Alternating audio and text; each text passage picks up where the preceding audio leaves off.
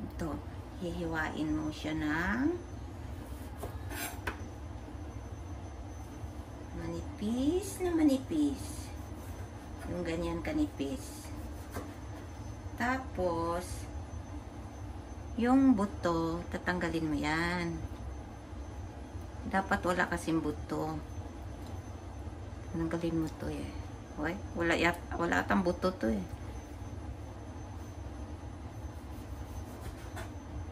Walang buto.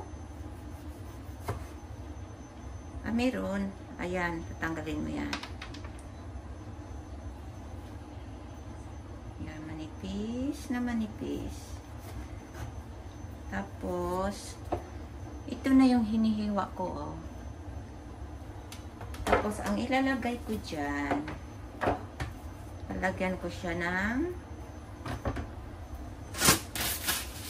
ito yung sugar na, ayan, oh, 60% yung calorie off niya. Yan yung sugar na nilalagay ko. Kahit mga ganun, isang spoon na sugar. Tapos, ito naman, honey. Honey, my love, my sweetheart. Ito yung i-mix ko dyan. 100% kasi ito eh, kaya yan, sobrang sticky.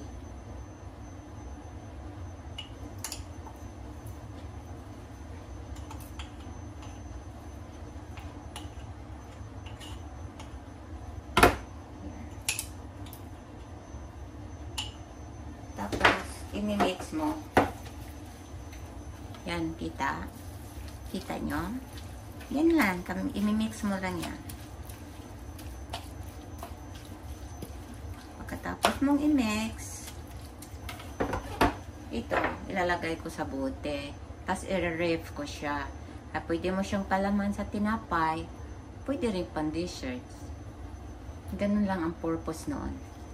Ito yung ginawa ko. Yung calamansi na with honey. Konting sugar.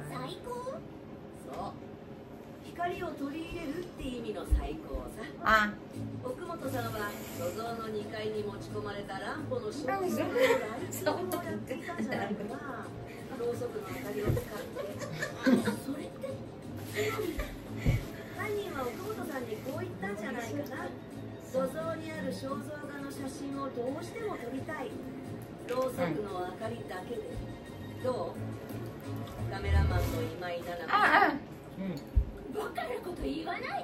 Pungitan ako kaya pungkol.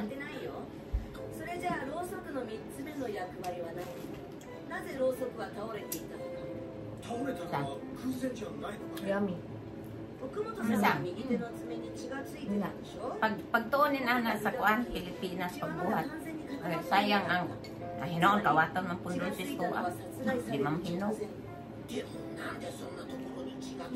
Kami pa rin siya kalaman oktan. Dulu sila. Kalaman siya. Honey, my dear, my sweetheart. Tapos, sugar.